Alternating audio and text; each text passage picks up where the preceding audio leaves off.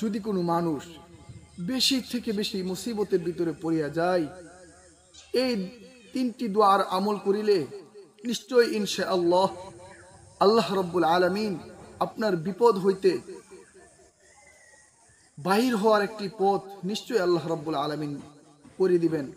দোয়াটি হলো এই, নাম্বার 1, এই দোয়াটি আমল করিবেন, লা ইলাহা ইল্লা আনতা সুবহানাকা ইন্নী কুনতু মিনাজ জালিমিন। এই দোয়াটি যদি বিপদের মধ্যে পড়ে যদি এই দোয়াটির আমল আমি আপনি করতে পারি, আল্লাহ রাব্বুল আলামিন যেমন ভাবে হযরত ইউনূস নবীকে মাছের পেট থেকে উদ্ধার করেছিলেন, এমনি ভাবে আমাকে আপনাকেও আল্লাহ রাব্বুল আলামিন উত্তোলন করিবেন। নাম্বার 2 হলো আরেকটি দোয়া, রব্বি ইন্নী মাসানিয়াদ দুররু ওয়া আনতা আরহামুর রাহিমিন। এই দোয়াটি বেশি বেশি যদি আমল করেন আল্লাহ রাব্বুল আলামিন আপনার সহায় হয়ে যাবেন। দোয়াটি হলো এই, রব্বি ইন্নী মাসানিয়াদ দুররু ওয়া আনতা আরহামুর রাহিমিন। নাম্বার 3 হলো রব্বি ইন্নী মাগলুবুন ফান্তাসির। 3টি দোয়া বলিলাম।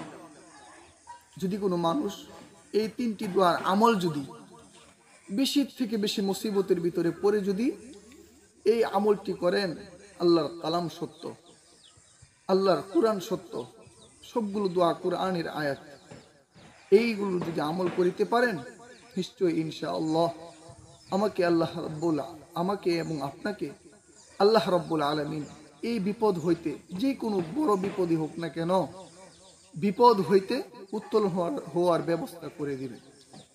কি বিপদের ভিতরে পড়ে গেছেন আপনি চিন্তা করতেছেন, চিন্তা আল্লাহ তাআলা সহজ করে দিবেন। আপনি ঋণের বোঝার ভিতরে পড়ে গেছেন, আল্লাহ তাআলা ঋণের বোঝা হালকা করে দিবেন।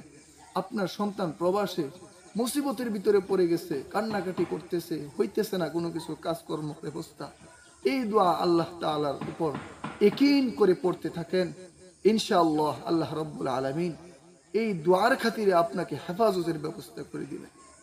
আপনি কি তার চাইতেও বড় মুসিবতের ভিতরে পড়ে গেছেন? আপনার শত্রুর অভাব নাই, আপনি আল্লাহ তাআলার কাছে বলবেন, লা ইলাহা, হে আল্লাহ আমি সাক্ষ্য দিতেছি আপনি ছাড়া কোনো মাবুদ নাই, ইল্লা আনতা সুবহানাক, আপনার প্রশংসা করতেছি, আপনার পবিত্র নামের প্রশংসা করতেছি, সুবহানাকা ইন্নী কুনতু মিনাজ জালিমিন, আমি তো জালেমদের অন্তর্ভুক্ত হয়ে গেছি, আমার ঈমান হরবরে হয়ে গিয়েছিল। আল্লাহ আপনি আমার ঈমানটাকে মজবুত করে দিন। তাওয়াক্কালতু আলাল্লাহ, যদি আপনি ইয়াকিন সহকারে আল্লাহ রাব্বুল আলামিনের তাসবিহাত, ইয়াকিন সহকারে যদি আল্লাহ রাব্বুল আলামিনের গুণগান গাইতে পারেন, নিশ্চয়ই আরশের মালিক আপনাকে উত্তম ফয়সালার ব্যবস্থা করিবেন। ওয়া আখিরু দাওয়ানা আলহামদুলিল্লাহি রাব্বিল আলামিন।